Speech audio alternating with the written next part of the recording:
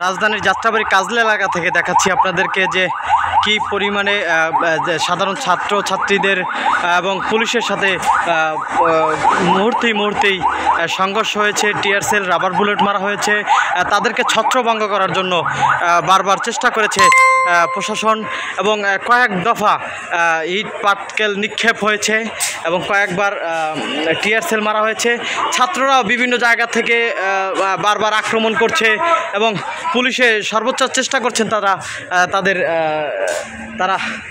তাদের যেই প্রশাসনিক দায়িত্ব পালন করার জন্য পুরোটা দেখাচ্ছি আপনাদেরকে যে দফায় দফায় সংঘর্ষ চলছে।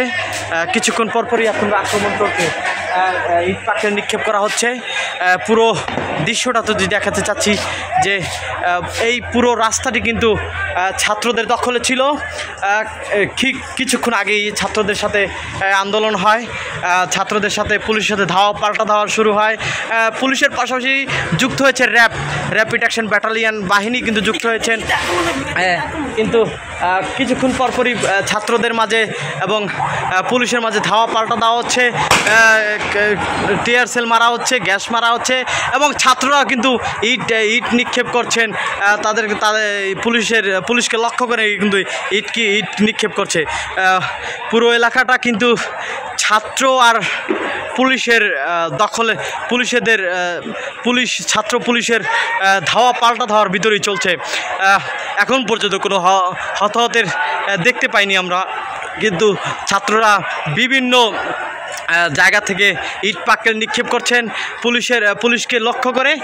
পুলিশেরা টিয়ার সেল দিচ্ছেন, গ্যাস মারছেন যেন তারা কিছুটা হলো এই ছত্রভঙ্গ করা যায়।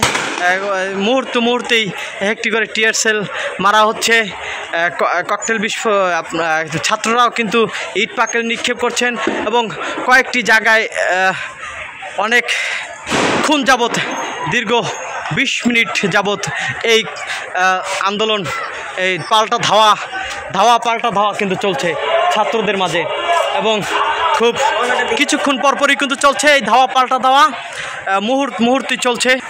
পুরো রাস্তাটি কিন্তু প্রশাসনের দখলে আছে বললেই চলে, যে মুহূর্তে যেই ছাত্রদের আর পুলিশের সাথে পাল্টা ধাওয়া, সেই পাল্টা ধাওয়া এখন পর্যন্ত চলমান রয়েছেন।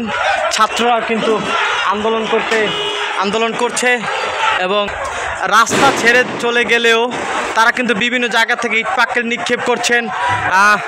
তারপরে আক্রমণ করার চেষ্টা করছে পুলিশের প্রতি। পুলিশও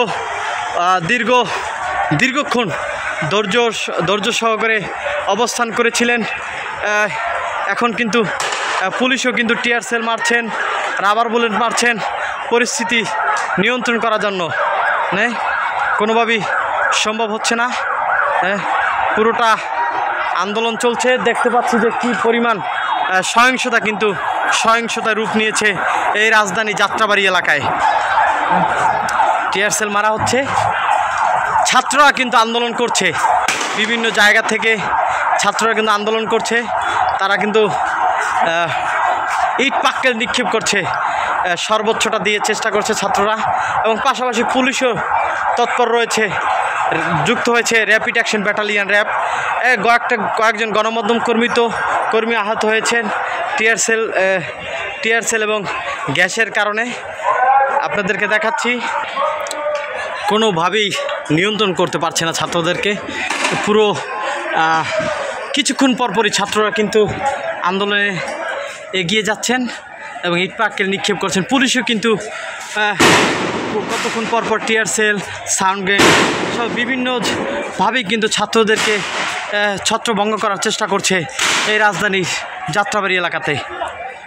পুরো এলাকাটা আজকে থমথমে বিরাজ করছে।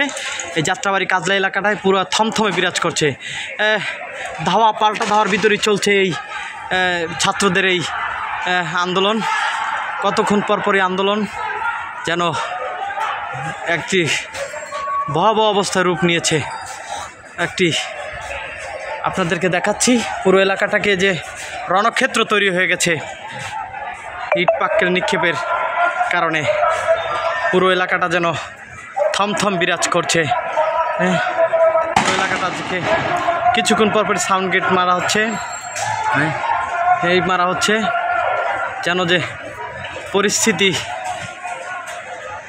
অনুকূলের বাইরে থমথম বিরাজ করছে এই রাজধানীর যাত্রাবাড়ি এলাকায়।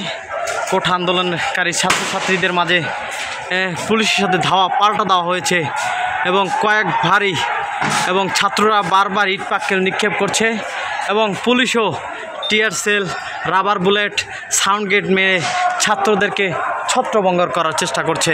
আপনাদেরকে দেখাচ্ছি যাত্রাবাড়ির এই কাজলা এলাকা থেকে। হ্যাঁ হ্যাঁ